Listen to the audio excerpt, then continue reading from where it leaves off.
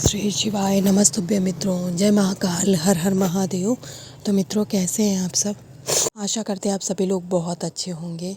तो मित्रों, आप सभी लोगों को पता है कि 27 अक्टूबर से जो कि कार्तिक का सोमवार का दिन पड़ा है, उस दिन से जो छठ पूजा होती है, जो खासकर बिहारियों का यानी बिहार का सबसे मुख्य त्यौहार है। इसे हमारे घर की माताओं बहनों के साथ साथ घर के सभी सदस्य लोग पूरे प्रेम भाव के साथ मनाते हैं। इस छठ पूजा के बहुत सारे फ़ायदे होते हैं। तो आप सभी लोगों को सबसे पहले तो छठ पूजा की बहुत बहुत शुभकामनाएं। आज हम सभी लोग कुछ 3 उपायों की बात करेंगे इस वीडियो में, जिससे हम अपने घर की परेशानियों को, घर की दिक्कतों को दूर करने का प्रयास करेंगे। तो सबसे पहला जो उपाय है वो हम महादेव जी के जो 5 प्रिय पुत्रियां हैं उनके नाम से हम सभी लोग इस उपाय को करने वाले हैं। तो इसके लिए आप सभी लोगों को मात्र एक बेलपत्र लेनी है। बेलपत्र कहीं से कटी फकी और खंडित नहीं होनी चाहिए, इस बात का आप सभी लोग खास तौर पर ध्यान रखेंगे। मात्र एक बेलपत्र लेना है और हमें कुछ भी नहीं लेना है। इसके बाद में तांबे का कलश लेंगे, उसमें अपने घर का शुद्ध जल और जल के साथ में उसमें गंगा जल जरूर डालेंगे मित्रों, क्योंकि जो छठ पर्व है बहुत विशेष, बहुत खास होता है। मैं इसके कितने फ़ायदे होते, कितना महत्वपूर्ण होता है, इसके मैं आप लोगों को बता नहीं सकती। इसके कितने ज़्यादा लाभ होते हैं। और सोमवार का दिन है, इसलिए जल के साथ गंगा जल हम सभी लोग ज़रूर लेंगे। इसके बाद में उस बेलपत्र और कलश के जल को ले करके मित्रों, आप सभी लोगों को अपने इष्ट, अपने आराध्य महादेव जी के शिवलिंग के पास पहुँच जाना है। सबसे पहले पहुँच करके यहाँ पर आप तो जल चढ़ा दीजिएगा, श्री शिवाय नमस्तुभ्यं मंत्र का जाप करके। अब मित्रों, हमारे पास एक बेलपत्र है और आप सभी लोग जानते हैं जो महादेव जी की 5 पुत्रियां हैं वो कहाँ निवास करती हैं। जो महादेव जी के शिवलिंग के ऊपर जो कलश होता है, उससे जो एक एक बूंद टपकता है जल महादेव जी के शिवलिंग के ऊपर, उसी कलश में महादेव जी की 5 पुत्रियां निवास करती हैं। तो सबसे पहले हमें उस बेलपत्र को इसी कलश में स्पर्श कराना है मात्र। अब स्पर्श कराएंगे, मैंने आप लोगों को पहले ही बताया कि हमें महादेव जी की 5 पुत्रियों के नाम से इस उपाय को करना है। तो क्या नाम है उनका? पहली पुत्री जया, फिर विषहरा के नाम से स्पर्श कराइएगा, विशामली वारी के नाम से स्पर्श कराएंगे, फिर देवतुली के नाम से स्पर्श करेंगे, और 5वें और अंतिम पुत्री जो देव है उनके नाम से एक एक बार करके 5 बार आप इस कलश के ऊपर उस बेलपत्र को स्पर्श कराएंगे। ठीक है, 5 पुत्रियों का नाम क्रमशः ले करके मित्रों, इनका क्रम आप आगे पीछे भी कर सकते हैं, कोई दिक्कत नहीं है। ऐसा नहीं कि पहले जया ही लेना है। ठीक है, आपको तो कोई दूसरा नाम लेना चाहते हैं, लेकिन लेंगे हम 5 पुत्रियों का नाम। इसके बाद जब आप स्पर्श करा लेंगे 5 पुत्रियों के नाम से, तो उसी बेलपत्र को आप महादेव जी के शिवलिंग के ऊपर समर्पित करेंगे और यही निवेदन करेंगे इस सोमवार के दिन, जो कि छठ पूजा का, छठ पर्व का पहला दिन है।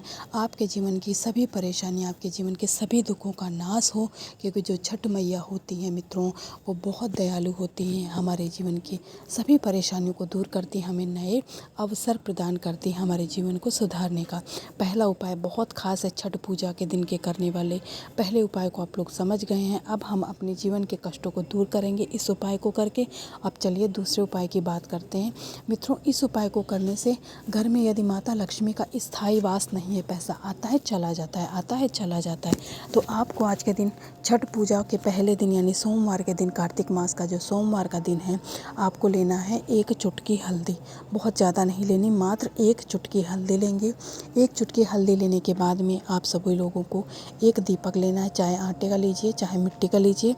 उसके अंदर आपकी मर्जी हो तो गोल बाती लगाइए, अन्यथा मतलब बाती का भी यहाँ पर कोई ऐसा विशेष रोक टोक नहीं है कि लंबी लगाएंगे कि गोल लगाएंगे। आपको एक दीपक तैयार करना है, 1 चुटकी हल्दी लेना है। इसके बाद में आप सभी लोगों को तीसरी चीज़ लेनी, जो कि बहुत खास है, क्योंकि आप सभी लोगों ने अभी दीपावली का पर्व मनाया है और आप सभी लोग जानते हैं कि माता लक्ष्मी को हम किन किन संसाधनों से प्रसन्न कर सकते हैं। तो तीसरे नंबर पर मित्रों, आप लोगों को अपने घर की झाड़ू लेना है। नए झाड़ू का प्रयोग नहीं करना, अगर टूटी झाड़ू कोई पड़ी हुई है उसको लेंगे। मित्रों, सारी चीज़ों को लेकर के हम सभी लोग अपने घर के मंदिर में पहुंच जाएंगे। मैं आशा करती हूं कि आप लोगों के घर में माता लक्ष्मी की फ़ोटो, प्रतिमा, कैलेंडर ज़रूर होगा। बहुत सारे लोग दीपावली के पर्व में माता लक्ष्मी की मूर्ति का विसर्जन नहीं करते हैं, बल्कि 1 साल उसे रखते हैं। अगले साल जैसे ही त्यौहार आता है तब पुरानी मूर्ति हटाते हैं और नई मूर्ति को वहाँ पर स्थापित करते हैं। आपने जो हल्दी ली है उस एक चुटकी हल्दी का यहाँ पर माता लक्ष्मी के सामने आप लोगों को अपने मंदिर के समक्ष सबसे पहले स्वास्तिक बना लेना है। उसी स्वास्तिक के ऊपर आप इस दीपक को, चाहे गोल बाती चाहे लंबी बाती का जो दीपक तैयार करके ले गए हैं, उसे आप लोगों को क्या करना है, जला देना है। जलाने के बाद में जब प्रज्वलित कर देंगे तो आपको माता लक्ष्मी का जो मूल मंत्र होता है उसे 21 बार बोलना है मित्रों। अभी झाड़ू का यहाँ पे काम नहीं है, झाड़ू आपकी ऐसे ही रखी रहेगी। जो माता लक्ष्मी का मूल मंत्र है उसे 21 बार बोलेंगे और वो मंत्र है मित्रों, ओम लक्ष्मी नमः, ओम लक्ष्मी नमः। आपको माता लक्ष्मी के इस मंत्र को 21 बार बोलेंगे।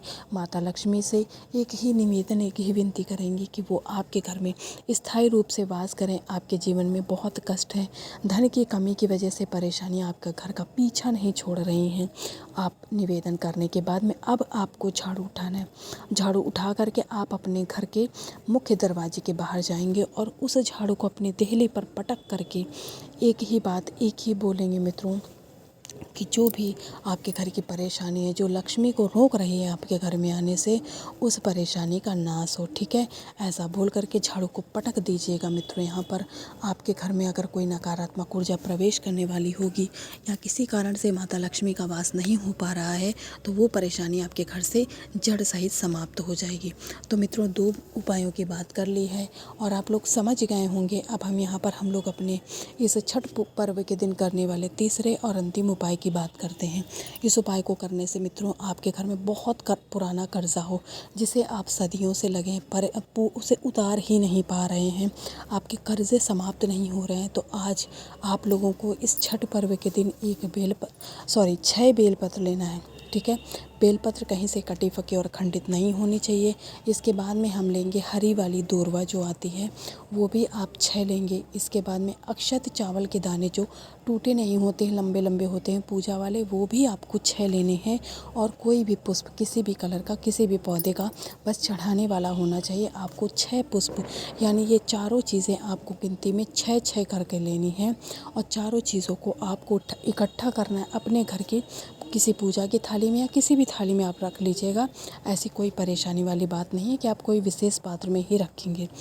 चारों चीज़ों को गिनती में 6-6 रहेंगे। ऐसा नहीं है कि कुल 6 होंगे, नहीं, 6 बेलपत्र, 6 दूर्वा, 6 अक्षत चावल के दाने और 6 पुष्प कोई भी जो आज आप पूजा में प्रयोग करने वाले हैं। इसके बाद में तांबे का कलश, उसमें अपने घर का शुद्ध जल और गंगा जल, इतना सब कुछ ले करके आपको कहाँ जाना है मित्रों?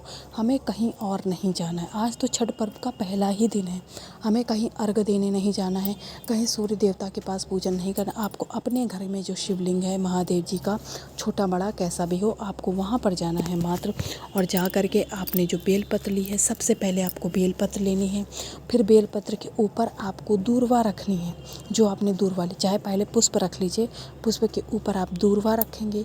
दूर्वा के ऊपर जो आपने 6 अक्षत चावल के दाने लिए हैं उन्हें रखेंगे। अपने हाथों में सारी सामग्री रखने के बाद में भगवान कार्तिकेय का आपको स्मरण करना है।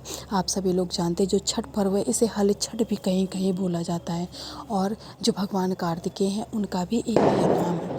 आपको मित्रों भगवान कार्तिकेय का स्मरण करके उनसे आपके जीवन में जितना भी कर्ज है जिसे आप अभी तक उतार नहीं पाए हैं, आप प्रयासरत हैं उसे उतारने के लिए, उसे आपके कर्जा समाप्त हो जाए, ऐसा उनसे आप लोग निवेदन करेंगे। निवेदन करने के बाद सारी सामग्री जो महादेव जी के शिवलिंग पर भगवान कार्तिकेय का स्थान होता है वहाँ पर समर्पित कर दीजिएगा। इसके बाद में जो 1 लोटा जल लेके गए हैं उसे श्री शिवाय नमस्तुभ्यम मंत्र का जाप करते हुए मित्रों महादेव जी के शिवलिंग के ऊपर समर्पित कर देंगे। यकीन मानिए मित्रों, जो कर्जा आप अभी तक नहीं उतार पाए होंगे वह कर्जा आप इस छठ पर्व पे ज़रूर उतार लेंगे। तो मित्रों, मैंने अपनी तरफ से पूरा प्रयास किया आप लोगों को तीनों उपायों को समझाने का। अगर मुझसे किसी उपाय में कोई त्रुटि हो गई हो तो आप लोग कमेंट सेक्शन में कमेंट करके पूछ सकते हैं। अगर कुछ ना समझ आए तब भी, तो जाते जाते कमेंट सेक्शन में महादेव जी का नाम लिख के जाएं।